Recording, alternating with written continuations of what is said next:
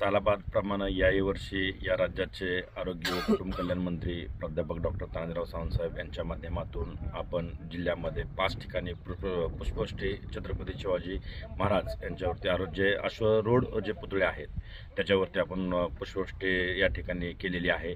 जवळपास मला तुळजापूर, धाराशिव, बार्शीमध्ये 2 ठिकाणी आणि आष्टा भूम तालुक्यातील या ठिकाणी आपण आज पुष्पवृष्टी केलेली आहे।